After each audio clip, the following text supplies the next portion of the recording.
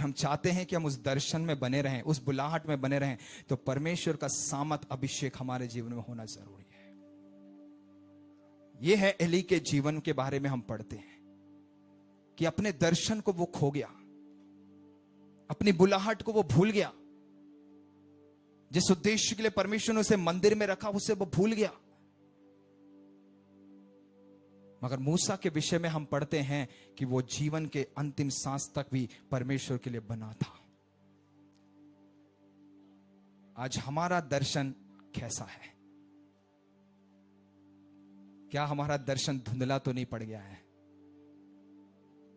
कुछ जय मसीह की।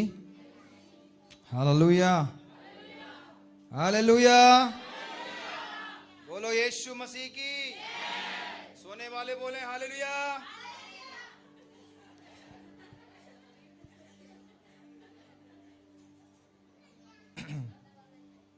हालेलुया। या जिस प्रकार से सुनीता दीदी और पास्टर जी बता रहे थे, एक बार मैंने हमारे ग्रुप में भी मैंने इस प्रकार से एक वचन नहीं था बट किसी की कहावत थी कि एक मसीह व्यक्ति को बपतिस्मा देने के लिए 90 गैलन पानी लगता है और उनमें से कुछ को चर्च जाने से रोकने के लिए बारिश की 9 बूंदे या 1 बूंदे काफी है। समझ गए? तो हम कितना पानी बर्बाद करते हैं बपतिस्मा देने के लिए, मगर चर्च आने के लिए कुछ बूंदे ही काफी हैं। हालेलुया। या प्रभु का हम धन्यवाद करते हैं। हम जब प्रभु के वचनों से हम सुनने जा रहे हैं, हम प्रार्थना के साथ बैठे कि परमेश्वर का आत्मा हम हर एक से बातचीत करने पाए।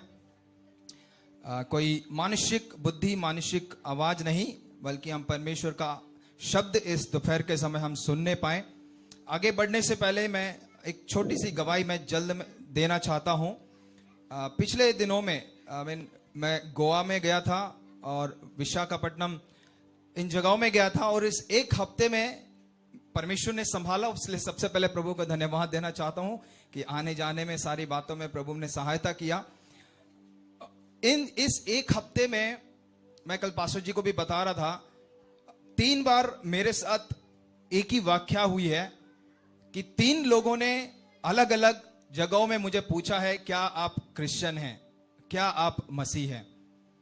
सबसे पहले गोवा में जब मैं था, वापस आते समय में जो सूखी मछलियां होती हैं समुद्र की, वो खरीदने के लिए गया और जिस लेडी से मैं ये मछली खरीद रहा था, खरीदने के बाद जैसे ही मैं बाहर आ रहा था, उन्होंने पूछा क्या आप क्रिश्चियन हो।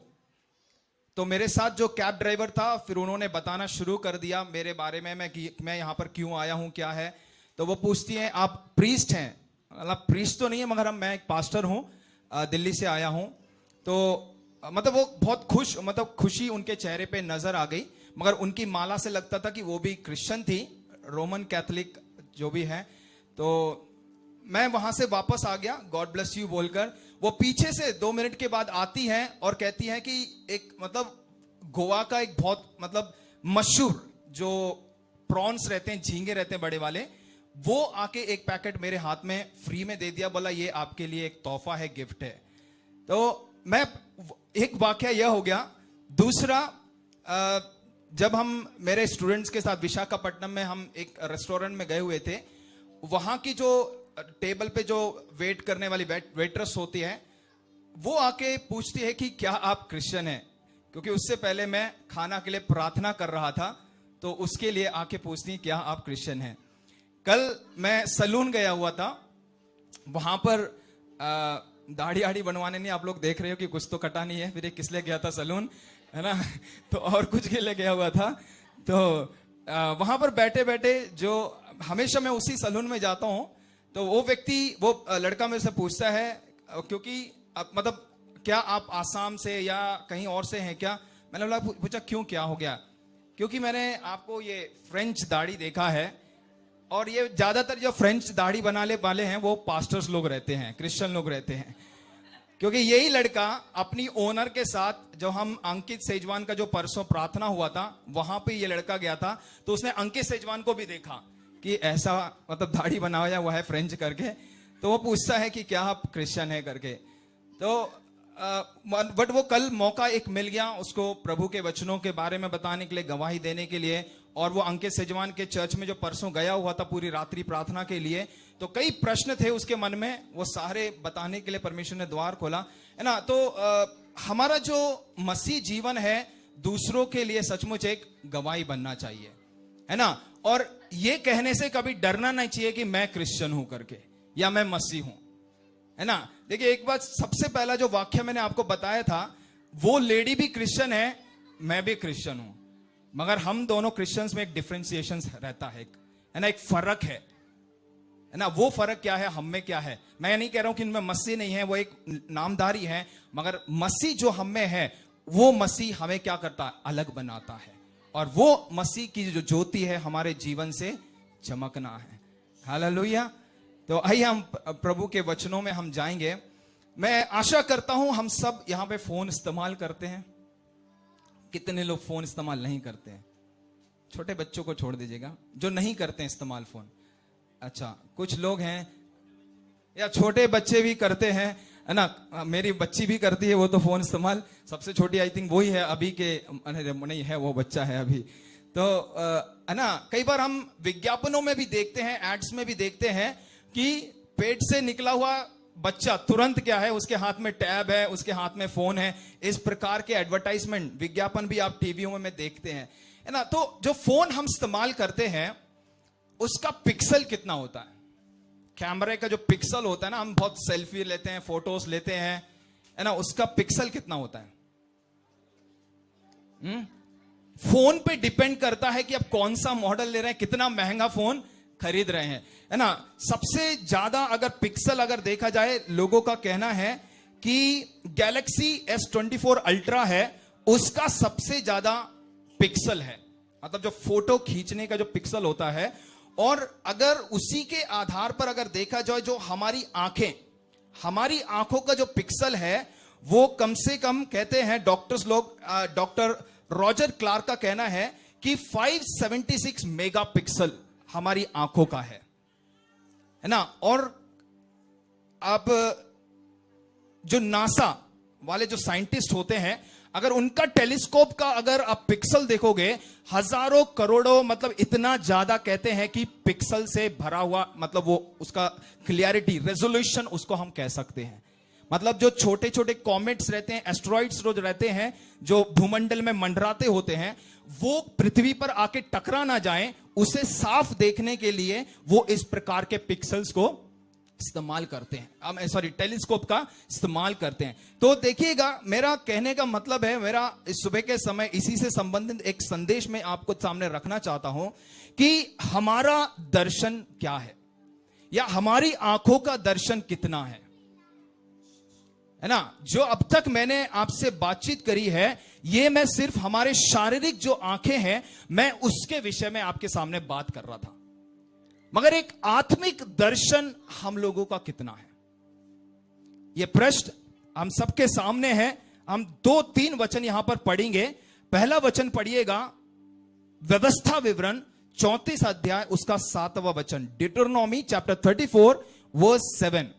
व्यवस्था विवरण 34 का 7। फिर पहला शमूएल 3 का 2, फर्स्ट शमूएल चैप्टर 3 वर्स 2, और उसके बाद फर्स्ट शमूएल 4 अध्याय उसका 15, फर्स्ट शमूएल चैप्टर 4 वर्स 15। तो ये 3 है, व्यवस्था विवरण 34 का 7, 34 7, पहला शमूएल 3 का 2 और 4 का 15। ये 3 वचन पढ़िएगा। मूसा अपनी मृत्यु के समय 120 वर्ष का था, परंतु न तो उसकी धुंधली पड़ी और न उसका पैर घटा था। और पढ़िएगा आगे के वचन को। और इजराइली मोआब के आराब में मूसा के लिए 30 दिन तक रोते रहे। अब मूसा के लिए रोने और विलाप करने के दिन पूरे हुए, और नून का पुत्र यहोशू बुद्धिमानी की आत्मा से परिपूर्ण था, क्योंकि मूसा ने अपने हाथ उस पर रखे थे, और इजराइली उस आज्ञा के अनुसार जो यहोवा ने मूसा को दी थी उसकी मानते रहे। और मूसा के तुल्य इजराइल नहीं, मैंने सिर्फ 7वां वचन पढ़ने बोला था। और पहले शमूएल में आ जाइएगा, फिर पहला शमूएल 3 का 2 और 4 का 15।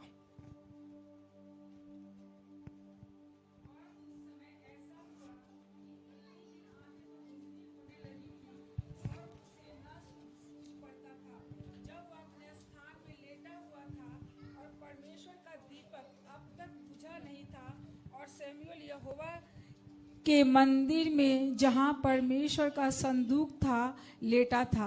तब यहोवा ने शमूएल को पुकारा और उसने कहा, क्या आज्ञा? 4:15 भी पढ़ लीजिएगा, सिर्फ वो पर्टिकुलर एक वचन पढ़िएगा, 4:15। ठीक है। एली तो 98 वर्ष का था और उसकी आंखें धुंधली पड़ गई थी और उसे कुछ सूझता ना था। उस मनुष्य ने एली से कहा, मैं वही हूँ जो सेना में से आया हूँ और मैं सेना से आज ही भाग कर आया हूँ। ओके, बस आइए हम प्रार्थना करेंगे।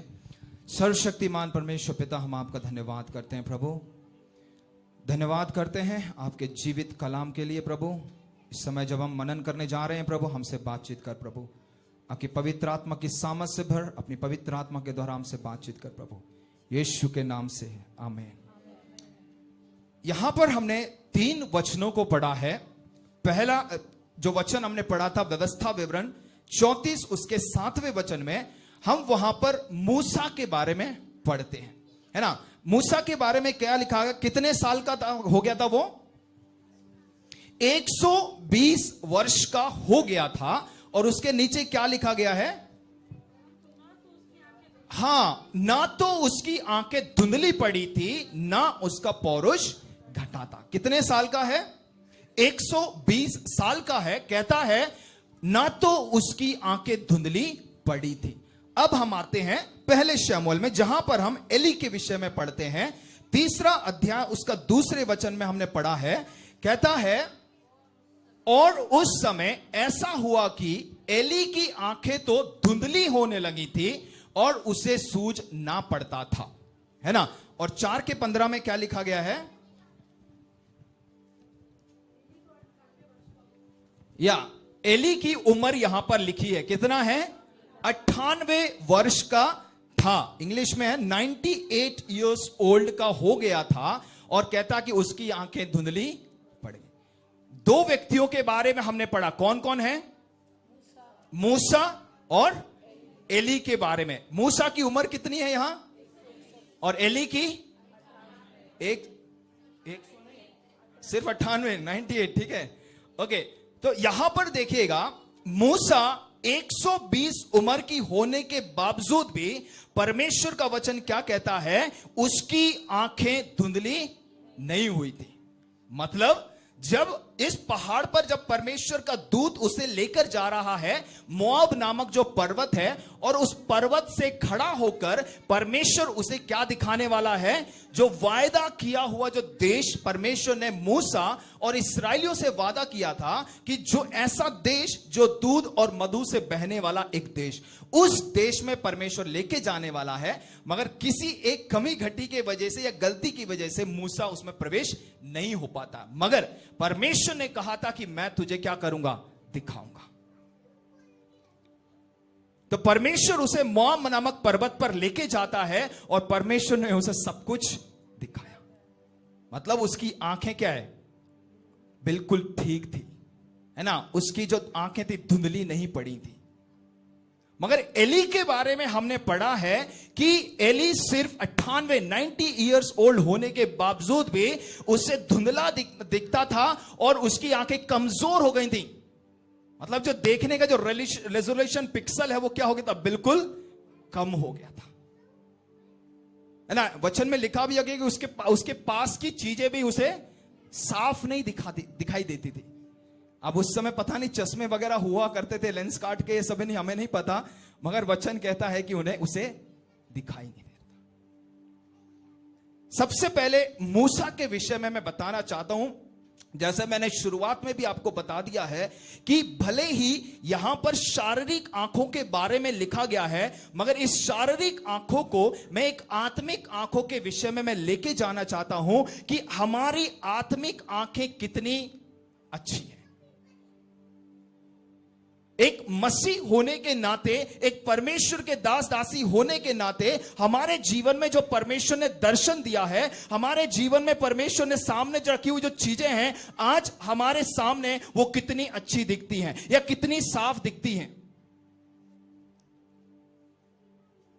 जिस बुलाहट से हम निकले हुए हैं, जिस बुलाहट से परमेश्वर ने हमें चुना है, जिस बुलाहट से जो परमेश्वर के दास सेवकाई के लिए निकले हैं, जिस दर्शन से परमेश्वर के दास निकले हैं, आज कई लोग उस दर्शन को अपने जीवन में खो चुके हैं। साफ साफ उन्हें दिखाई नहीं देता है। क्यों? कुछ धुंधला हो गया है। मूसा के जीवन के बारे में अगर देखें, जब हम निर्गमन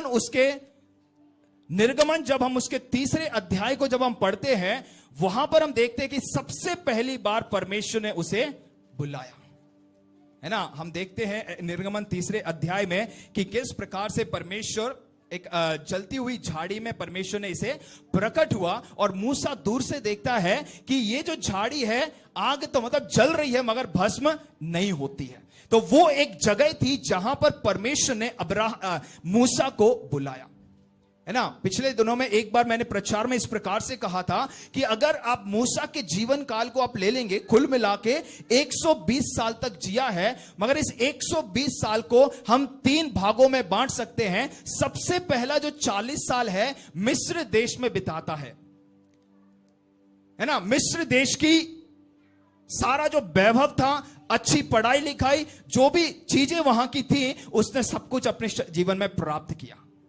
एक सामर्थ्य थी, एक बाहरी पोजीशन थी, एक सत्ता उसके जीवन में थी, और उसी पावर से वो इस्राएलियों को बचाने के लिए भी गया, इब्रानियों को, मगर वो क्या हो गया? वहां पे नाकामयाब हो जाता है। अब अगले 40 साल देखिएगा कि परमेश्वर उसे मिद्यान नामक देश में लेके गया है, जहां पर वो खुद की ससुर की भेड़ों को चरा रहा है। पहले 40 साल कहां था? एक ऊंचे स्थान में था, है ना। वचन कहता है कि वो फरो की बेटी का पुत्र कहलाया, मतलब राजकुमार मान लीजिएगा, है ना। राजकुमारी का बेटा है, कहां का पद है, मगर अभी कहां आ गया है? चरवाही कर रहा है। अगले 40 साल परमेश्वर उसे सिखा रहा है नंबर बनना, दीन बनना, है ना। क्यों? क्योंकि अगले जो आखिरी 40 साल हैं, परमेश्वर उसे लाखों की संख्या में लोगों को अगुवाई करने के लिए लेके जाना चाहता है। वो था परमेश्वर का दर्शन। मगर मूसा का दर्शन क्या था? मैं तो मिस्र देश में पला बड़ा हूं, मेरे पास सब कुछ है, सामर्थ है, सब कुछ है, और इस दर्शन से मैं इसराइलियों को बचा सकता हूं। नहीं, मगर परमेश्वर ने अगले 40 साल उसे ऐसी जगह लेके गया जहां पे वो अपने आप को नंबर कर सके, दीन कर सके, अपने आप को समझ सके। और अगले 40 साल परमेश्वर ने उसे ऐसे जगह में लेके गया जहां पर जो परमेश्वर का दर्शन उसके जीवन में था। और इसी दर्शन के साथ मूसा मिस्र देश में गया, इसराइलियों को निकाल के लेकर गया। अगले 40 साल वो उन्हें मिस्र जंगल की रास्ता से निकालकर लेके जाता है वायदे किए हुए देश में। और देखिएगा कि जब ये लाखों की संख्या में जब मूसा उन्हें लेके जा रहा है, कई प्रकार की चीजों का, चुनौतियों का, परेशानियों का, मुश्किलों का सामना इसे करना पड़ा, मगर अपने दर्शन से वो हटा नहीं। चाहे वो लाल समुद्र के सामने खड़ा होना हो, चाहे वो चाहे इसराइलियों के सामने कुड़कुड़ाहट की बातें हो, चाहे इसराइलियों के द्वारा बछड़ा बनाना हो, चाहे इसराइलियों के द्वारा कुड़कुड़ाना हो कि हमें रोटी कौन खिलाएगा, हमें पानी कौन खिलाएगा। ऐसी अवस्थाओं में एक वक्त आ गया था कि वो बहुत गुस्सा भी हो गया था। परमेश्वर की आज्ञा का उल्लंघन उसको करना पड़ा, मगर फिर भी परमेश्वर के दर्शन से हटा नहीं। भले ही मिस्र देश में, वायदे किए हुए देश में, कनान देश में प्रवेश नहीं कर सका, मगर एक मोआब पर्वत पर खड़े होकर वहां से देख रहा है कि परमेश्वर ने जो देश को जो वादा किया था, उस देश का पूरा नजारा देख रहा है। क्यों? अपने दर्शन से हटा नहीं। मूसा के विषय में अगर कुछ 1-2 बातें कही जाएं, तो मूसा के बारे में हम देखते हैं कि मूसा परमेश्वर का एक खास दोस्त था, एक इंटीमेट रिलेशनशिप था, एक कह सकते हैं एक बहुत गहरा संबंध उसका परमेश्वर के साथ था। फिर हम देखते हैं कि मूसा वॉज फेथफुल एंड ओबेडियंट, वो विश्वास योग्य और परमेश्वर के प्रति आज्ञाकारी था।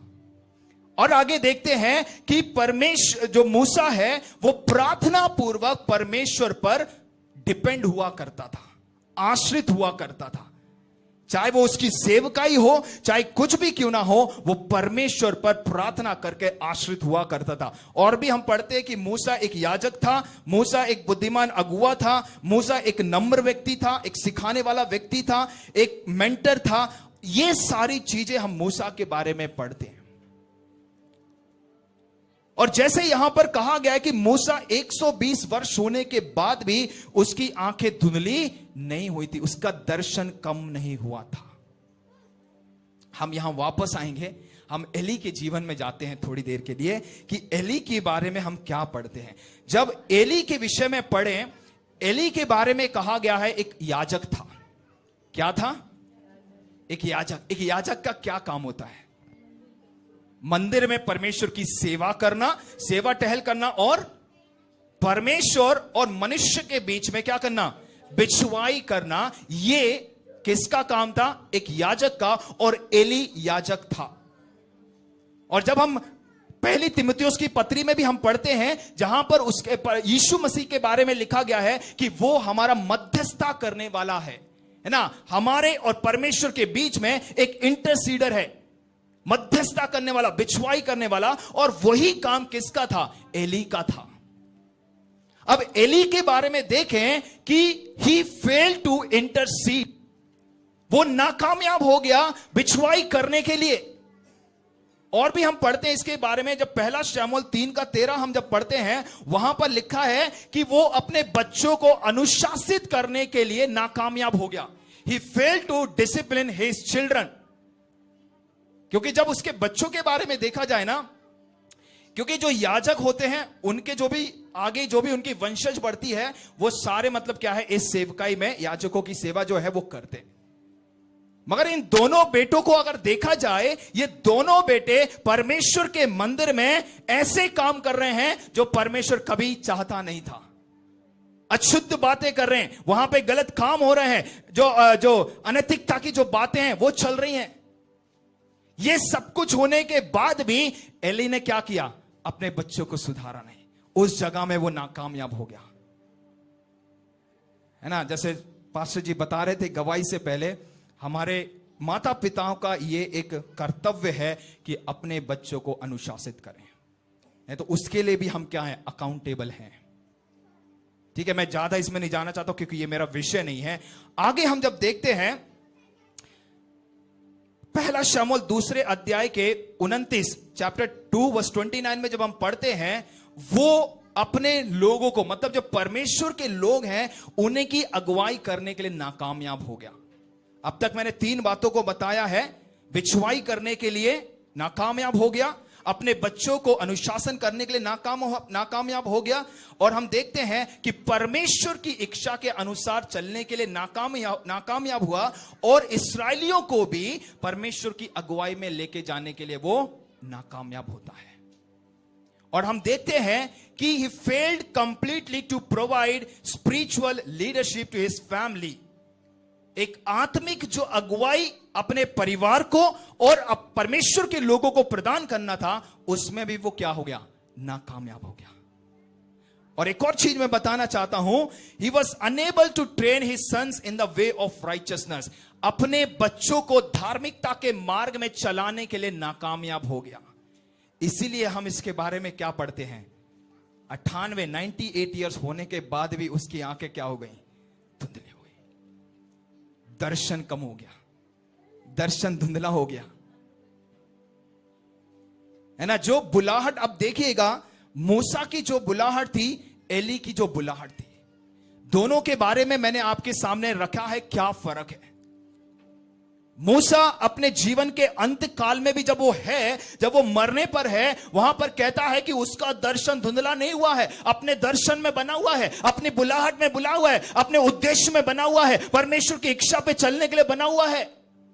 मगर उसके उल्टा हम देखते हैं कि एली परमेश्वर की इच्छा को पूरा करने के लिए नाकामयाब हो गया, परमेश्वर का भय मानने के लिए नाकाम हो गया, बिछवाई करने के लिए नाकाम हो गया, अपने बच्चों को अनुशासित करने के लिए नाकामयाब हो गया। आज हम सब मसीह व्यक्ति लोग हैं, मसीह जन हैं, हम प्रभु के सेवक लोग हैं। आज इस बात को हमें समझना जरूरी है कि जिस दर्शन से हमने प्रभु की सेवा शुरू करी थी, जिस विश्वास से हमने इस विश्वास की यात्रा को शुरू किया था, क्या आज वो दर्शन बना हुआ है या नहीं, या हम अपने दर्शन को खोते जा रहे हैं। है ना। उत्तरदायित्व अगर एक सेवक के बारे में या एक परमेश्वर के दास या दासी के बारे में या एक विश्वासी के बारे में देखा जाए, सिर्फ कलीसिया में आना ही काफी नहीं है। कलीसिया में आके ताली बजा के आप वापस चले गए, वही काफी नहीं है। हम हर एक का कर्तव्य है कि हम बाहर जाके हम सुसमाचार सुनाएं, लोगों को प्रभु के बारे में बताएं, हम लोगों के लिए गवाह बन सकें, है ना। आराधना सिर्फ यहां के ताली बजाकर नाच के कूद के नहीं है। आराधना क्या है? हमारा जीवन है, जो हम सोमवार से लेकर शनिवार तक बाहर बिताते हैं। हमारा जीवन ही एक आराधना का जीवन है। तो सिर्फ ताली बजाकर नाच के कूद के चर्च में आके चीजों को करके आगे बहुत खुश हो गए, नहीं, वो मसीह जीवन नहीं है। मसीह जीवन हमारा बाहर दिखता है, हमारे चाल चलन में, हमारे सोच विचार में, हमारे बोलचाल में, हमारे व्यवहार में, कि हम अपने पति से कैसे व्यवहार करते हैं, हम अपनी पत्नी से कैसे व्यवहार करते हैं, हम अपने बच्चों के साथ कैसे व्यवहार करते हैं, बच्चे अपने माता पिता के साथ कैसे व्यवहार करते हैं, आप अपने अगुओं के साथ कैसा व्यवहार करते हैं, वो परमेश्वर देखता है ना। याकूब की पत्री में हम पढ़ते हैं ना कि एक ही जीव से हम परमेश्वर की आराधना भी करते हैं, स्तुति करते हैं, और उसी जीव से हम दूसरों को क्या करते हैं? श्राप भी देते हैं, गालियां देते हैं, गंदी गंदी बातें कहते हैं। मैं यहां पे किसी को पर्टिकुलरली विशेष तौर पे किसी को उंगली नहीं दिखा रहा हूं। ये मैसेज मेरे लिए भी है, हम सबके लिए है, कि हम परमेश्वर के प्रति कितने वफादार हैं, परमेश्वर के उद्देश्यों के प्रति हम कितने वफादार हैं। हम सालों से विश्वासी हैं, बहुत अच्छी बात है। पिछले दिनों में एक प्रभु के दास के द्वारा इस प्रकार से सुना कि हम जो क्रिश्चियन हैं, मसीह लोग हैं, क्योंकि उस क्रिश्चियन में क्राइस्ट है, मसीह है, इसलिए हम क्या है? अलग है। वो मसीह हमें क्या करता है? भिन्न बनाता है, यूनिक बनाता है हमें। इसलिए मसीह के समान जीना, मसीह के समान चलना, मसीह के व्यवहार हमारे जीवन में होना जरूरी है। एली के बारे में हमने यहां पर देखा है कि सिर्फ 98 इयर्स का है, मगर उसका दर्शन कम हो चुका है, उसकी आंखें धुंधली हो गई हैं। वो भूल गया है कि किस उद्देश्य के लिए परमेश्वर ने उसे बुलाया है, किस सेवा के लिए परमेश्वर ने उसे बुलाया है। जीवन के अंत के समय में हम देखते हैं, आप जब पहले शमूएल के नीचे की पुस्तक और नीचे के अध्यायों को जब आप पढ़ेंगे, वहां पर हम देख सकते हैं कि एक ऐसा समय आया कि परमेश्वर की महिमा इस्राएलियों के बीच से उठ गई। जब ये एली की जो बहू जब एक बच्चे को जन्म देती है जिसका नाम है इकबोद, जब आप चौथे अध्याय उसके 21वें वचन में पढ़ते हैं, वहां लिखा गया है इकबोद। इकबोद का मतलब होता है the glory has departed from Israel. परमेश्वर की जो महिमा है वो क्या हो गई है? इस्राएल से चली गई है। हम सब इस्राएली हैं, हम सब विश्वासी हैं। क्या परमेश्वर की महिमा आज हमारे जीवन में है या नहीं? मैंने इसके ऊपर भी एक प्रचार बनाया है कि परमेश्वर की महिमा जो इस्राएलियों से उठी है, उसके पीछे कारण क्या थे। और मैंने यह भी वहां पर लिखा हुआ है कि परमेश्वर का जो संदूक जब उनके बीच में था, उस संदूक के क्या फायदे हैं, क्योंकि उस संदूक की वजह से उनके जीवन में विजय थी। उनके जीवन में परमेश्वर ने एक सक्सेसफुल जीवन बिता के रखा था। मगर जब परमेश्वर का संदूक उपस्थिति वहां से उठ गई, महिमा उठ गई, सब धरा का धरा रह गया, है ना। परमेश्वर के हम सब अभिषिक्त हैं। मैंने पिछले का प्रचार जो मैंने किया था 15 मिनट के अंदर, कि हम सब क्या हैं? राजा लोग हैं।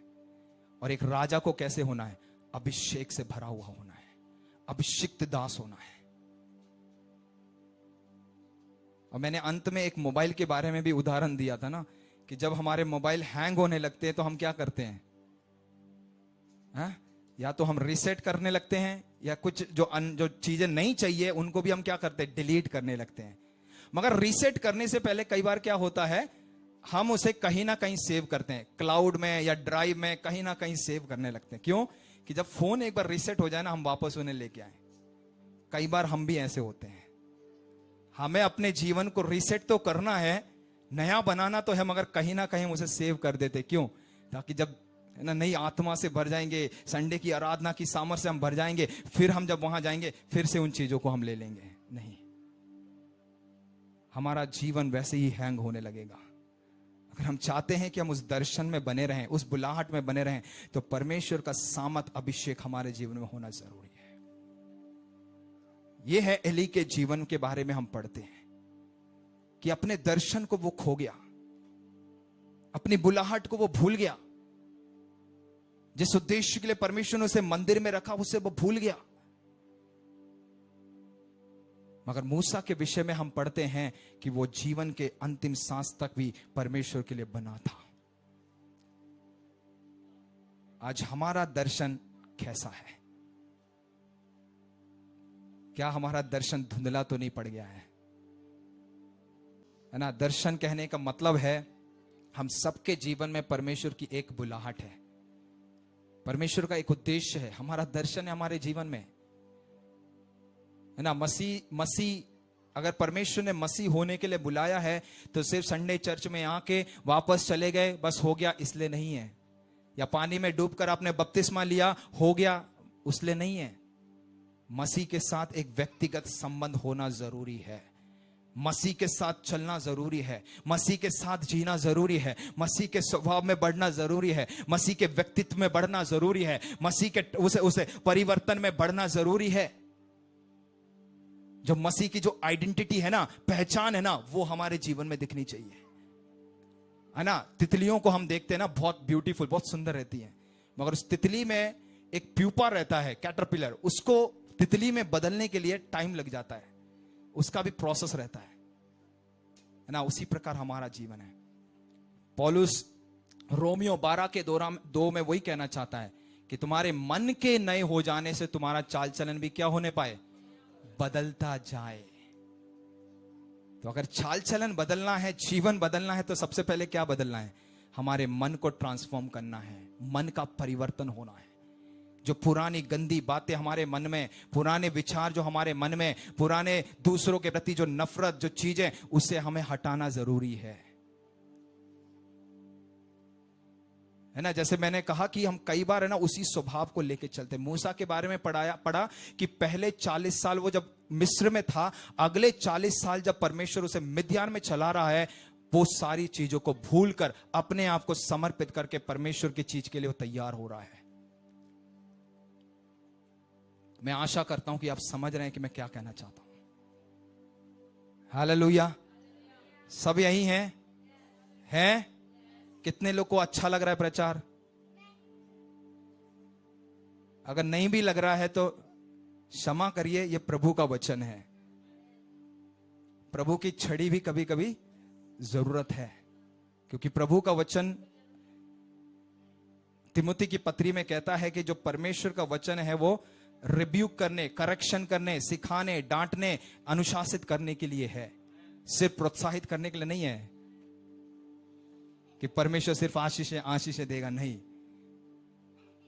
आज सुबह के समय, दोपहर के समय हम अपने जीवन को परखें कि आज क्या हमारा दर्शन धुंधला तो नहीं पड़ गया है, हमारी बुलाहट जो परमेश्वर में थी वो धुंधली तो नहीं पड़ गई है। क्योंकि आज मैं किसी परमेश्वर के दास या किसी जन पे मैं उंगली नहीं उठा रहा हूं या उनका न्याय नहीं कर रहा हूं, मगर जो सामने हम देखते हैं, सुनते हैं, कई परमेश्वर के दास दासी लोग अपने दर्शन से भटक गए। कभी पैसों ने उन्हें भटका दिया है, कभी दुनियादारी बातों ने उन्हें भटका दिया है, कभी पोजीशन ने उन्हें भटका दिया है, कभी व्यभिचार ने उन्हें भटका दिया है। हमें लगता है कि कोई बात नहीं, पैसा आ रहा है, आने दो, प्रभु की आशीषें।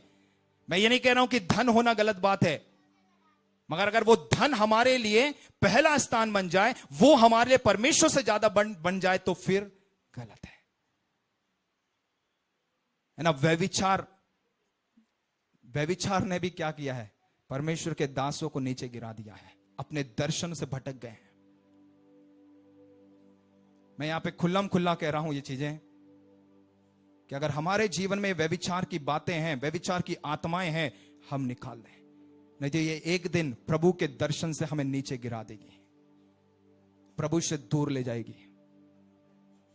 अगर गालियां देने का स्वभाव अगर हमारे जीवन में आज भी है, उसे निकाल दें, नहीं तो यही बातें हमें परमेश्वर के दर्शन से दूर ले जाएंगे। हम दो नाव में पांव रखकर नहीं चल सकते हैं। जो प्रभु का अनुभव हमने किया है, जिस दिन हमने यीशु मसीह को अपने जीवन में उद्धार करता स्वीकार ग्रहण किया है, वो जो अनुभव था, उस अनुभव में चलते रहना जरूरी है। क्योंकि उद्धार एक दिन का नहीं है। उद्धार जब तक मसीह ना आ जाए, वो उद्धार तब तक नहीं होगा। एक प्रोसेस चलता रहेगा वो हमारा। इसलिए जो हमारी मनसा है ना, अरे एक बार उद्धार पा लिया काफी है, नहीं। प्रतिदिन उस उद्धार के लिए जीवन जीना जरूरी है। प्रतिदिन उस उद्धार के आधार पर जीना जरूरी है। इसलिए मैंने कहा कि बपतिस्मा ले लिया, पानी में डुबकी लगा ली, पास्टर जी ने बोल दिया कि पिता, पुत्र और पवित्र आत्मा के नाम से मैं तुझे बपतिस्मा देता हूं, बाहर आ गए, काफी है, नहीं। वो मसीह जीवन नहीं है। जो बपतिस्मा लेने वाले लोग भी तैयार अपने आप को कर रहे हैं, इस बात को समझें कि जब हम अपने आप को समर्पित करते हैं कि हम यीशु मसीह की मृत्यु गाड़े जाने और जी उठने के विषय में जब हम पढ़ते हैं, यही बपतिस्मा है। यीशु मसीह मारा गया, गाड़ा गया।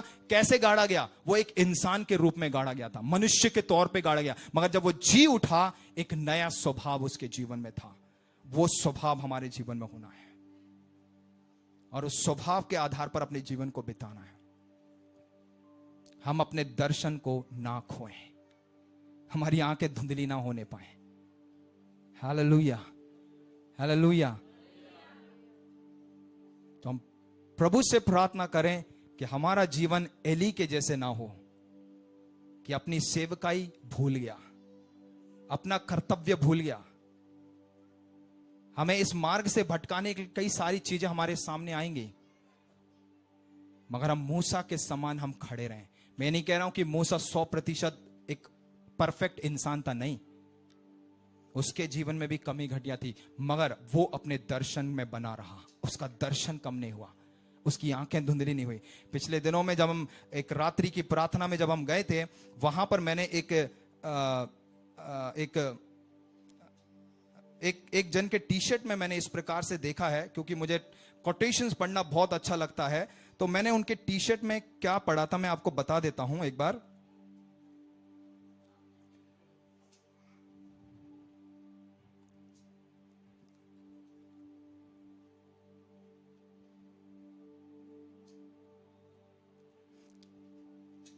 या ऐसा लिखा था, बी रियल नॉट परफेक्ट, कि आप वास्तविक बने मगर सिद्ध ना बने। मतलब क्या है कि हम कई बार नाटक करके सिद्ध बनने की कोशिश करते हैं, हम वो ना बने। जो हमारा जीवन है, हम रियल रहें, हम वास्तविक रहें। आज शायद बाहर परमेश्वर लोग हमारे बाहरी तौर को देखेंगे, अगर इस सुबह के समय आपको बताना चाहता हूं प्रभु के वचन के द्वारा, प्रभु हमारे मनों को जांचने वाला परमेश्वर है। तो हम रील वाली जिंदगी ना जिए। रील क्या है? मैंने आप बाइबल स्टडी में भी बताया, ऐसे समझाया है। इंस्टाग्राम, फेसबुक है ना, यूट्यूब में हम जब स्क्रॉल करते जाते ना, अरे ये आया, अच्छा लगा, ये हंसी मजाक का है, सब हम चीजें देखते हैं। वो क्या है? नाटक करके किसी ने डाला है। क्यों? दूसरों को खुश करने के लिए। हम भी कई बार वो रील वाली जिंदगी जीते हैं। क्यों? दूसरों को खुश करना। नहीं, हमें एक रियल लाइफ जीना है, वास्तविक लाइफ। मसीह जीवन वास्तविक जीवन पर बना हुआ है, टिका हुआ है। इसलिए वहां पर उसके टी शर्ट में लिखा था कि बी रियल नॉट परफेक्ट। यीशु मसीह ने कहा है सिद्ध बनने के लिए, हम सिद्ध बने, मगर दिखावे के लिए सिद्ध ना बने। तो हम वास्तविक बने, रियल बने और हम सिद्ध बनने पाए। हालेलुया। और जो हमारा दर्शन है, हम उस दर्शन की ओर बढ़ते जाएं। हमारा दर्शन धुंधला ना होने पाए, हमारा मसीह जीवन धुंधला ना होने पाए, हमारा बुलाहट धुंधली ना होने पाए। जहां हमारा परमेश्वर हमें ले जाना चाहता है, उसके प्रति हम एक अच्छी दौड़ को दौड़ें, ताकि हम पौलुस के समान कहने पाए कि मैंने अच्छी कुश्ती लड़ी है, मैंने अपनी दौड़ को पूरा किया है। इसलिए वो तीमुथियुस को भी बोलता है कि तू अपने विश्वास की अच्छी कुश्ती लड़। आज हम सबके लिए एक चुनौती है कि हमें विश्वास की अच्छी लड़ाई लड़नी है, कुश्ती लड़नी है। क्योंकि अच्छे से अच्छे परमेश्वर के दास भी धाराशाही हो गए हैं। तो हम क्या हैं फिर? इसलिए बुद्धि से हमें काम लेना है। इसलिए यीशु ने कहा कि सांप की नाई चतुर चंचल बनो, मगर कबूतर की नाई क्या बनना है? हमें भोले बनना है। हालेलुया। तो प्रभु हम सबको मदद करे कि हम उसके दर्शन में बने रहने पाए, क्योंकि मूसा के बारे में पढ़ा है 120 साल होने के बाद भी उसकी आंखें कमजोर नहीं हुई, उसका दर्शन कम नहीं हुआ। मगर एली क्या था? 98 ईयर्स होने के बाद भी अपना दर्शन, उसकी आंखें कमजोर हो गई थी। तो मैंने पहले ही कहा है, मैं शारीरिक आंखों के बारे में बात नहीं कर रहा हूं, एक आत्मिक बात है, आत्मिक बुलाहट के बारे में। हालेलुया। तो प्रभु हम सबको मदद करे।